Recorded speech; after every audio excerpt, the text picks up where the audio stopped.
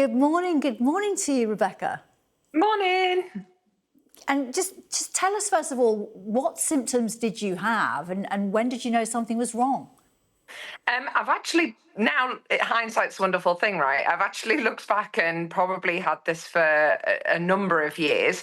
And I just wasn't linking the symptoms, to be honest. Obviously, the most obvious ones, really, really painful stomach, bloating, but a lot of other things, fatigue. And I think I just put that down to loads of hormonal changes, having children, working full time. We're all tired, right? So I just didn't realize that that level of fatigue wasn't normal.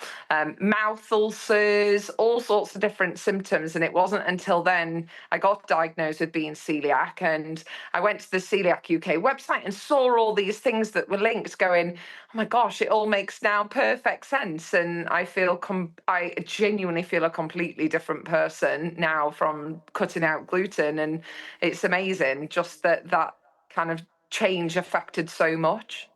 I can't believe that you went so long, Rebecca, undiagnosed. That's extraordinary. And do you think that could have not only made you feel worse for all that time, but could have had an impact on your performance in the pool when you were swimming competitively?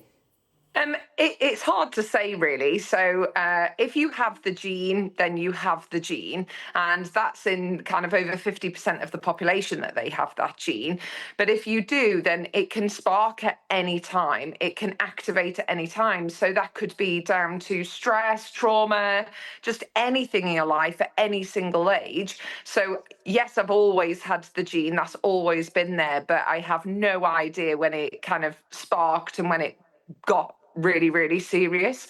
I can definitely say that I've never been suited to kind of that gluten diet, but I didn't realize how much gluten was in. I naively just put it down to, oh, it's just bread and pasta and I'll cut out that, not actually realizing the full extent of how much gluten is in. So I think a lot has happened more recently just from my pregnancies and miscarriages, because it's heavily linked to miscarriage and fertility, which again, I never knew.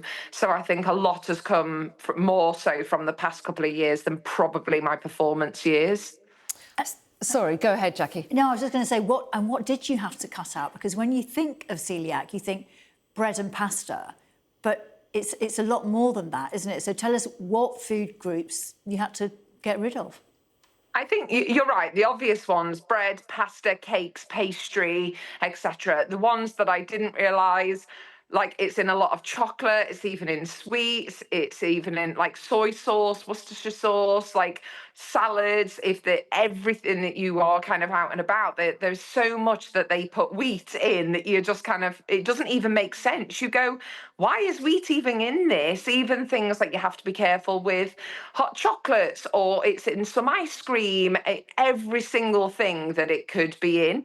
So you have to just check everything, because obviously there is ice cream and crisps and chocolate, etc., with it not in, but you do have to be really careful, because even simple things like squash and having a cordial at home, it might have barley in. So literally, my advice to anyone is just, you have to just check every single label, look for the gluten-free, look for the cross-grain mark, and that's just the easiest way to know, but it is a bit of a minefield.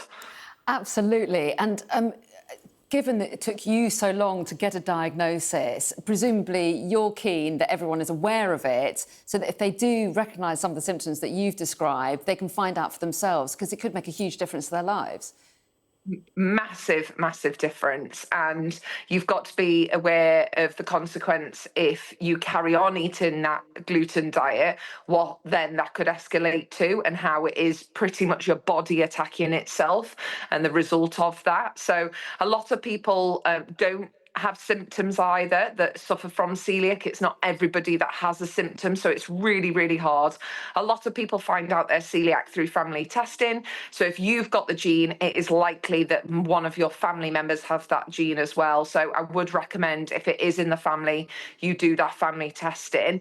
And then elsewhere, you've just got to keep monitoring it. Every time I went to my doctors, they told me to just, oh, you've had a bit of an infection, and just kind of be careful what you're eating, eat plain stuff, eat kind of have probiotics and yogurt in your diet. And obviously that wasn't going to help at all a celiac diet. So I think I should have pushed harder. And it wasn't actually until I was investigating my miscarriages that then the doctors actually tested for celiac. So it's definitely worth having on everyone's radar to just kind of notice what they're eating and what their symptoms might be.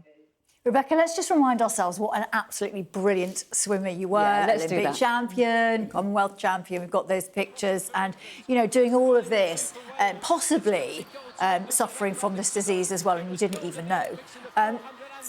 We were talking to Adam Peaty on a red carpet the other night. Can you believe that he is willing to put himself through all of this again for another Olympic cycle? And he seems really confident that gold is a realistic aim for him. What do you think? Oh, I am so happy Adam is decided to carry on. I think putting the 50s in the Olympics for LA was the absolute best decision swimming has made in a very long time. It's mad to think that the 50 metres, apart from the front crawl, haven't been in the Olympics. And I think LA is just going to be an absolutely fantastic games. That why would you not want to do it? Yeah, I think for Adam, he's hungry for that success.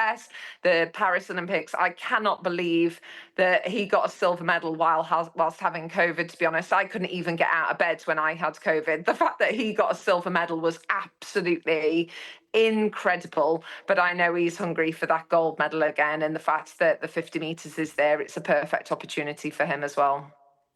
Oh, Rebecca, thank you. Yeah, I mean, he seemed very confident and seemed very excited to be back in the pool. He told me he'd lost weight and chocolate and cheese were his downfall. But you can't eat chocolate now anymore. Presumably you can eat cheese. I can eat cheese. I can eat certain chocolate. It's just certain chocolate that has barley in that I have to avoid. So, no, trust me, I still eat enough chocolate.